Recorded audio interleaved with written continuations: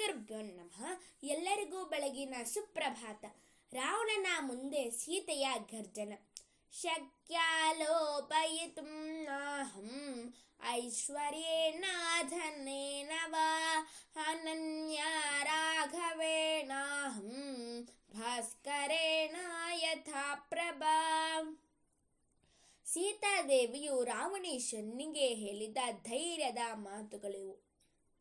ಎಲೈ ದುಷ್ಟನಾದ ರಾವಣನೇ, ನಿನ್ನ ಐಶ್ವರ್ಯದಿಂದಾಗಲಿ ಅಥವಾ ಹಣದಿಂದಾಗಲಿ ನೀನು ನನ್ನನ್ನು ಲೋಭದಿಂದ ವಶ ಮಾಡಿಕೊಳ್ಳಲಾರೆ. ಪ್ರಭೆಯು ಸೂರ್ಯನಿಗಿಂತ ಭಿನ್ನವಾಗಿ ಇಲ್ಲದಿರುವಂತೆಯೇ ಲೈಲ ರಾವಣನೇ, ನಾನು ಕೂಡ ರಾಘವನಿಂದ ಎಂದೆಂದಿಗೂ ಭಿನ್ನಳಲ್ಲ.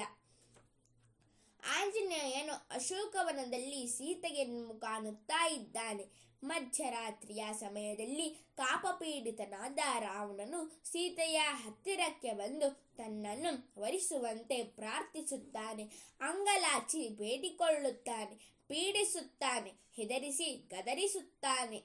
ಅನೇಕ ಪ್ರಲೋಭನೆಗಳನ್ನು ತೋರಿಸಿ ತನ್ನನ್ನು ಮದುವೆಯಾಗುವಂತೆ ಸೀತೆಯನ್ನು ಬಲಾತ್ಕರಿಸುತ್ತಾನೆ. ಯಾನಿ ವೈಶವಣೆ ಶುಭ್ರೋ ರತ್ನಾನಿ ಚ ಧನಾನಿ ಚ ತಾನಿ ಲೋಕಾಂಚ ಶುಶ್ರೋಣಿ ಮಯಾ ಭುಕ್ಷ್ವ ಯಥಾ ಸುಖಂ. ಸುಂದರಿ, ಬ್ರಹ್ಮಲೋಕದಲ್ಲಿರುವ ಸಕಲ ರತ್ನಗಳಿಂದ ಹಾಗೂ ಸಂಪತ್ತುಗಳಿಂದ ಕೂಡಿಕೊಂಡವಳಾಗಿ ನೀನು ನನ್ನ ಜೊತೆಯಲ್ಲಿದ್ದುಕೊಂಡು ಸುಖವಾಗಿರು. ನನ್ನನ್ನು ಮದುವೆ ಮಾಡಿಕೊಂಡು ನೀನು ಆನಂದವಾಗಿರು.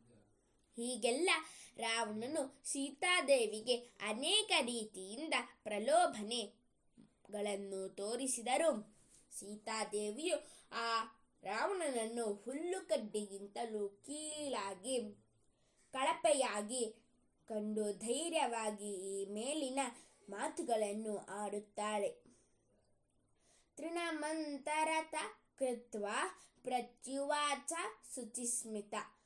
ಪಾತಿವ್ರತ್ಯ ಸಂಪನ್ನಳಾದ ಸೀತಾದೇವಿಗೆ ಯಾವನ ಭಯವೂ ಇಲ್ಲ. ಯಾವ ಪ್ರಲೋಭನೆಗಳಿಗೂ ಸೀತೆಯು ಒಳಗಾಗುವುದಿಲ್ಲ.